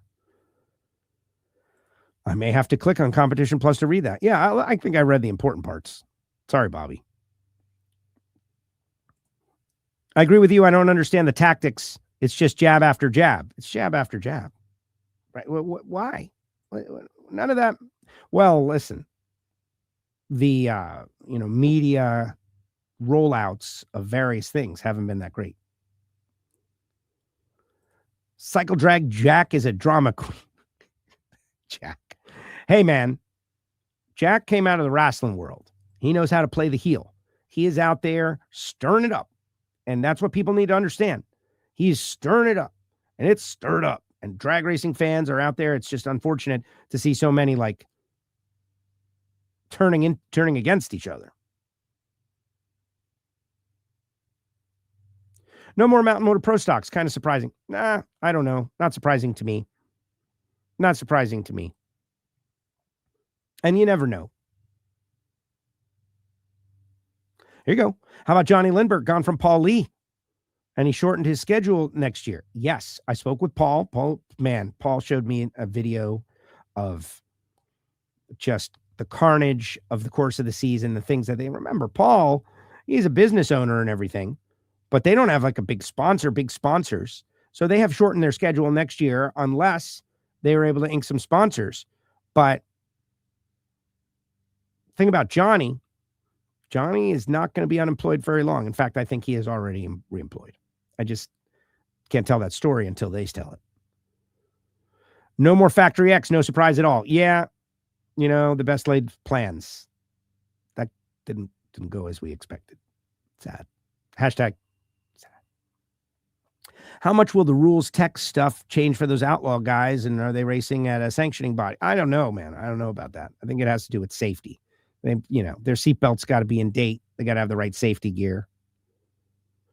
Did pro payout increase? That I don't know about. I know that 15% payout increase across the board. I love the fact that the Lucas Oil Series racers payout for winning a race increased, I would say, considerably. Are they exactly where they need to be perfectly just yet? Probably not. Are they trending in the right direction? Yes, they are. Is the Maryland event including sportsman classes? To my knowledge, they will have limited quotas, but there will be some sportsman classes there, to my knowledge, but just not 60 of them. And I saw someone complaining about this. Here's the thing, right? I'm doing a little damage control for NHRA because I spent the whole weekend reading quotes and commentary. It's really interesting. People assume the worst when thinking about NHRA. And the reason there would be any kind of limitation to any classes in Maryland is space, physical space. If you don't have the space, what do you want to do? Like, we've got 10 pounds of stuff and we've got this 5-pound bag. What are you going to do? So it is my understanding they will be limited. Any idea on the Jim Dunn driver announcement postponement? Yeah, no. Talk to John Dunn. John Dunn was great. Just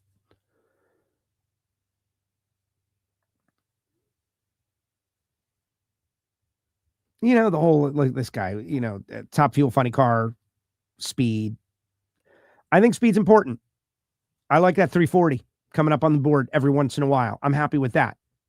I don't need to go to 345. I don't need to go to 350. I like 340 on the board. What I don't understand, this is an interesting question. Ready? People screamed for 15 years when we went from quarter mile to 1,000 foot.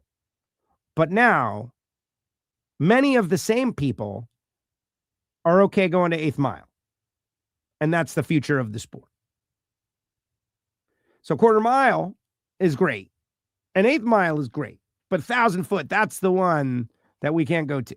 Like, people will tie themselves into knots to be against NHRA. And here's a little note to everybody. The people that are running the NHRA right now, they are not the same people that were running the NHRA in the 1980s. Do you know that? Yeah, believe it or not. The staff who hold these positions, many of them actually changed. Different people, but a lot of beefs against the logo. Let's see. Oh, here's this person, Mary, saying the same thing. I was just saying. Thinking about the folks that still complain about 1,000 foot instead of a quarter mile. Now, 1,000 foot looks good. I have a lot of friends that think that all categories should go to 1,000 foot. As a guy who built a super street car that goes 1090s, like, I could adapt real easy. But man, why? For safety, for real estate, for a bunch of reasons. You got to be able to be flexible. Valid answer. Thanks, Joe. Let's see.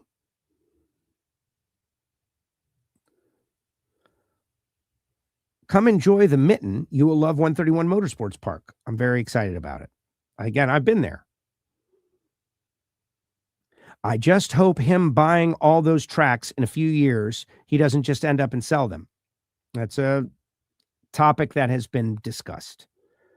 I am not even going to go there because that would be a worst case scenario.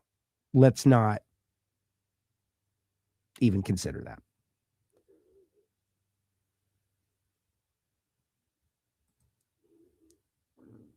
From this, Kenny sold to IHRA because NHRA had no interest and he wanted to sell and found a willing buyer. What do you mean NHRA had no interest? What do you mean? I don't know. Is that accurate? Do you know the inside details of those deals? Notice the Prock family isn't making a statement till January. Yeah, I know I am. Too long, guys, but I know why. We all know why. Come on, everybody knows why. But boy, at the end of the line, all the people that are involved, I hope they appreciate how much we respect their game to just sit on it for months. Leslie says hi. Thank you, Leslie. Hi, Leslie. Loved having it called the House of Chaos. Oh my gosh, the House of Chaos name that I dubbed it is now something different. Yeah, about that, Kid Chaos, House of Chaos. It's the House Captain Chaos. It's the House of Chaos. I remember when I said it. I blurted it out. I was so proud of myself. See, I'm leaving a little teeny little mark in drag racing. Everyone can support both sanctions. It is drag racing at the end. Well, exactly. Who are the people who are driving this wedge? Why are they doing so? I love hidden horsepower. Thank you, Pete. We had some great hidden horsepowers. And yes, I will be saying it all on the show. Dugenet Bland. You know I don't hold back. Well, that's not true, Dugenet. That's what they say, that you're always holding back, bud. That you need to bring it a little bit more, Dugenet. You're holding back too much. Let's hear what you have to say tonight. I'm just winding you up, man.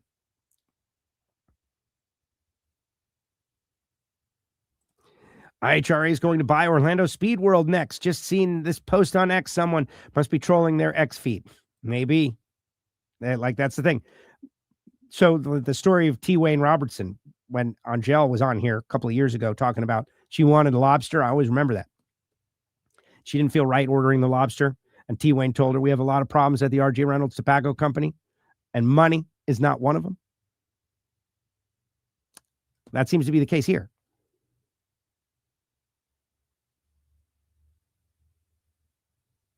What is the next ET in milestone and speed milestone in drag racing? Well, it's 345.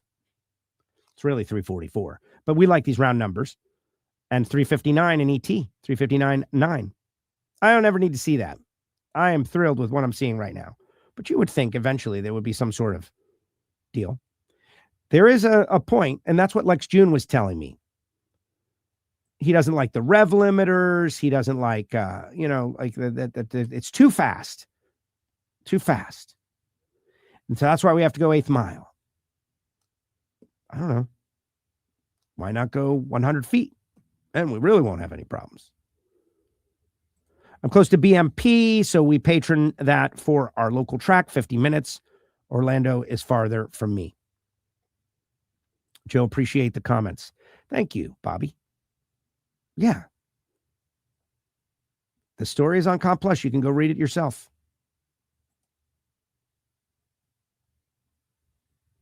Will I ever get to the end of these comments? That's the question we're all wondering.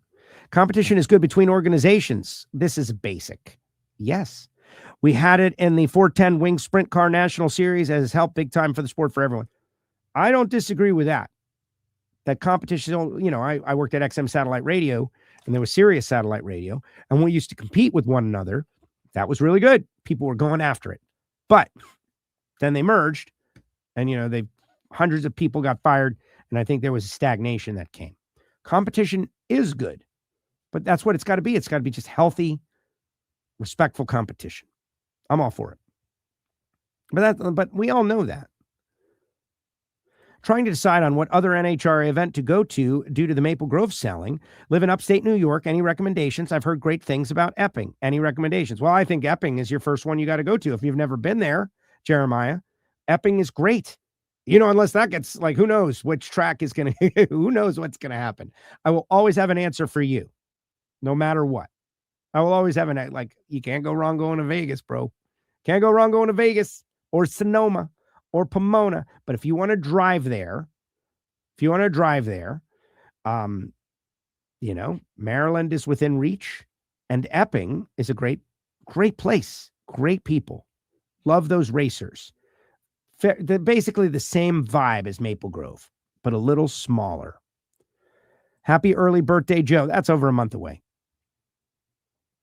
Hey, we have MIR now. Yeah, it's a little bit further, but it's still close enough. Again, I drive 4 hours and 45 minutes to my closest NHRA national event. I've been doing it since 1980. It's just part of the deal. Sometimes you got to drive. Joe, updated Central Florida Global Press Release Supportive Action Sports. I don't know what that means. Medlin to Antron Brown. Is that, you have to post a link? I don't know if that's true. Let's see. Now I got to go over to NHRA. Let's see. No, not yet. But Derail is a guy that I trust. So, give me a source. Today's show was excellent journalism. No, it's not journalism. This is a guy just giving his opinion. Seeing what I see. I don't ever try to be first. Sometimes that happens, but it's just random. Oh, here's one. Are Hood Scoots going to come back on Pro Stock? That is not for me to put out ahead of time. I had a conversation with a team principal that was angling to make it happen. I spoke with 2 drivers from said team that are looking forward to it happening. It's not just the hood scoop that is being discussed. It is the top of the manifold up. This is something I'm going to talk with Michael Heiner, Get Biofuel Pro Stock crew chief, who does the Hear It From Heiner show on WFO. And we're going to ask him his opinion in the final Hear It From Heiner of the season. The problem is you're only able to see the Hear It From Heiner Pro Stock show by being a WFO Radio patron. You can join the patrons. It costs you a couple of bucks extra. Patreon.com/WFO Radio. You can go back and see deep dives on the rules of Pro Stock throughout the entire year. But the bottom line is I'm hearing rumblings of that. That's something in that neighborhood is afoot. Strange things are afoot at the Circle K. Okay, here we go.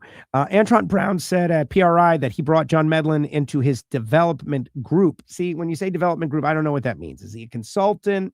I know he won't be working as much with Paul Lee having a limited schedule. I'm under the impression he's still committed to Paul Lee when Paul runs. Do you know if Atlanta Dragway is physically there or is it completely destroyed? The tower is completely destroyed. I've seen those photographs. Like, the tower is gone. Is the asphalt there? Like, yeah, I think it is. To go back there, like, that's a perfect example. Like, that was announced and then it became TBD. Like, from definite yes to maybe yes. I don't know.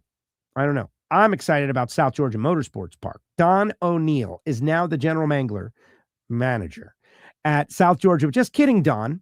Just kidding. It's a joke. Don O'Neill, who is a very, like, a go-getter, U.S. Army veteran. Don is out there putting himself in a difficult situation. Now that Don O'Neill is the general manager of South Georgia Motorsports Park, like, I can't wait to get to that event. Did I miss any? Oh, here we go. With all the Fox NHRA personalities, Ida and Top Fuel and Jordan Funny Car, any chance we will see Joe in Pro Stock? Pro Stock. Who is this? I don't know. 2575 Cowboy.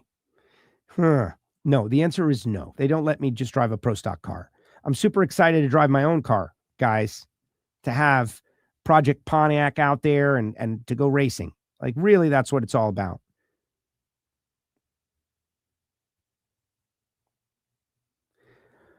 What spline axles are going to use in Project Pontiac? Whatever spline is in there, but we are going to increase the studs that are in there.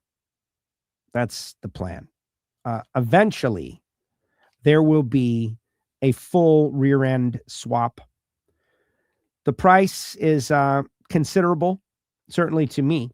And so, but I can buy some cheap insurance by increasing the stud sizes. With the NHRA and IHRA working together to grow the sport for drag racing. Like that's the thing. So I will tell you this. I did have a couple of conversations with a couple of people. I can only speak for what I know.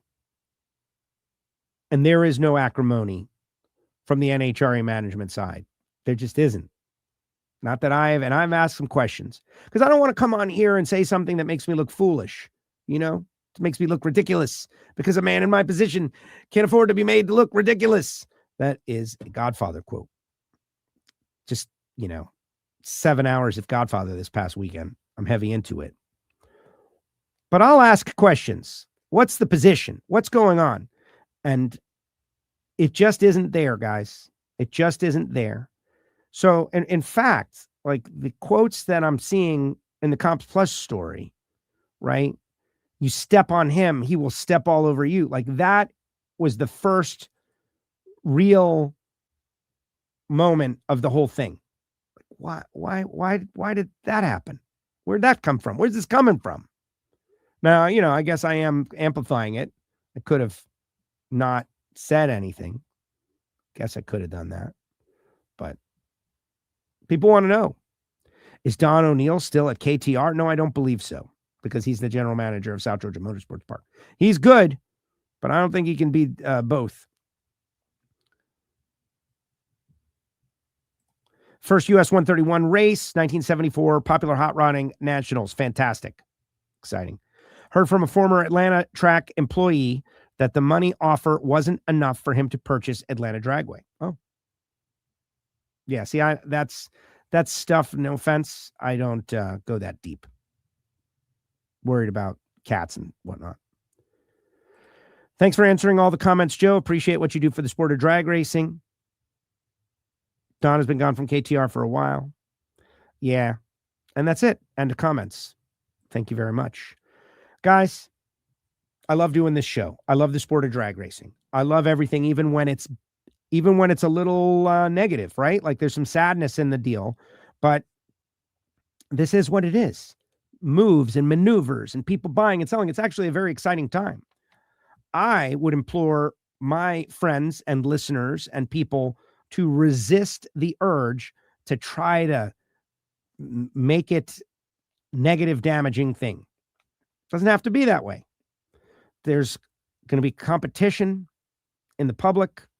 People are going to get the opportunity to choose or choose both. That's it. That's it. I got this Palm Beach International Raceway within 1 hour of my house. I would love for that to come back. Why isn't that coming back? You got a Miami market. You got one of the greatest markets on earth with most car people on earth. We sell second most Ferraris in the world, right behind LA. There's a lot of car culture here in South Florida. No one's saving that one. Why not? I do want to thank the people who make it possible. Like Michael Scott, Right Trailers. This guy's making moves. Thank you, Michael, being a supporter of WFO Radio, helping out with Project Pontiac. Guys, WFO gear is for sale. I saw a couple of people out there at PRI wearing WFO gear. Thank you. We are a little teeny tiny little show. We do not have a major corporation behind us. This is it. I got my word and and I don't break them for nobody. Get a shirt. Morris Motorsports gear. Fire. Project Pontiac. Life's a Drag shirts. All discounted. They're all on sale. And this one, my personal favorite, Miami Hollywood Speedway, the track that I got started at. I know what it's like to lose my home track, guys. I know what it's like to lose a track. I know what it's like to lose 2 tracks. Really, 3. It's terrible. So, sanctions and whatnot. You know where I stand in the distance. I would choose 1,000-foot quarter mile. And I love NHRA style since I was a little kid, always. But, I think it's wrong for people to try to make it a fight and divide people even more than they already are. We need to all get together and unite as drag racers and drag racing fans and reject that kind of stuff. It doesn't need to be that. We need to all get together and buy a can of Foggett. Available at Summit Racing Equipment, Gary Stinnett's company. Let me tell you, they had a great PRI show. Yeah, that's what I do. Marvin Rodak, Rodak'sCoffeeandGrills.com. Of course, Bernie Speed Shop, Josh Hart, and Jordan are teammates again. How about that? BURNYZZ.com. They are buying and selling on consignment, but the selling on consignment is something I'm interested in and about to go through the process with Josh. I will let you all know about that story. Got my dad's GTO, 18,000 miles, beautiful car. And, I'm going to go through the process. Go to Bernies.com. Check them out.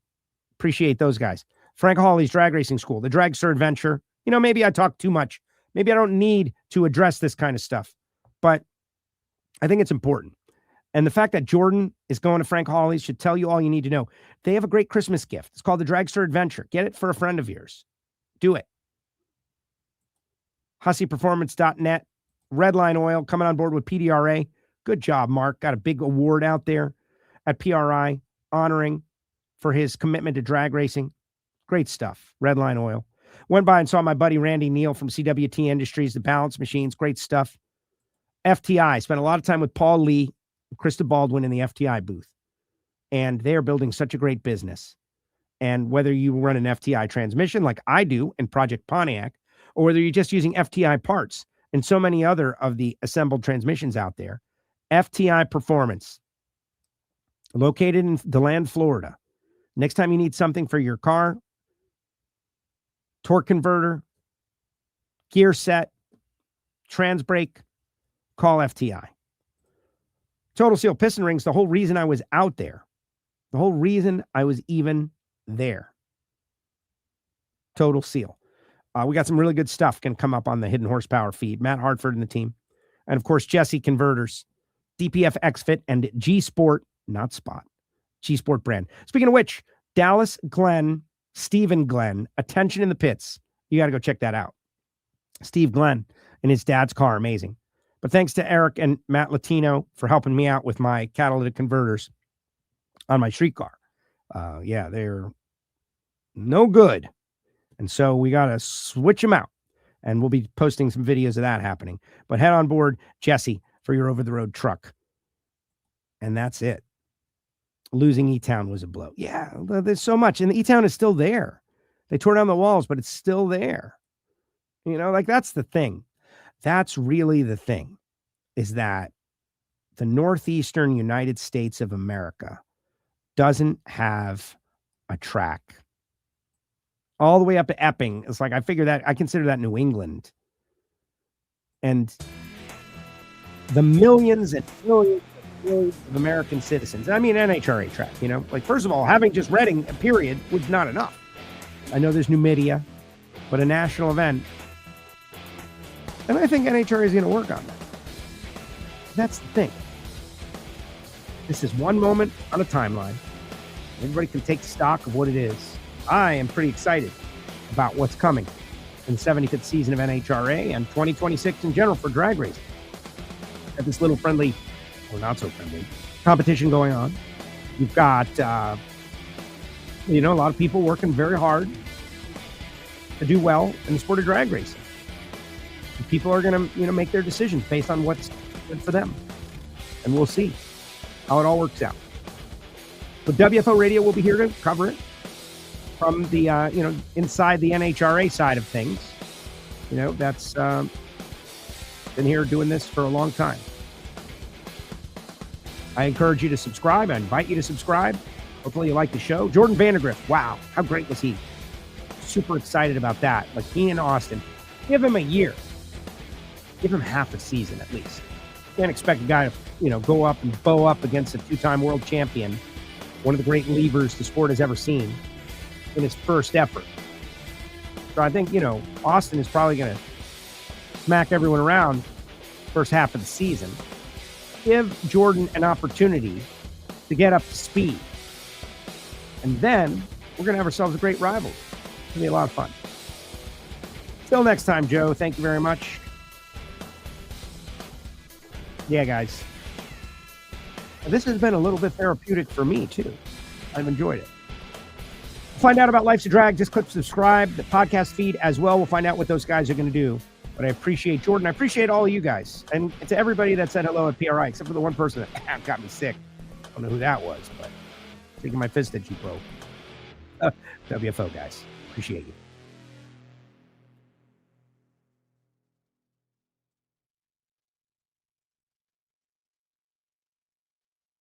Like this show? Want more? Then head to WatchPTTV.com, the new 100% free PowerTube TV streaming network. Home of the best classic and new motorsports racing and build shows on the web.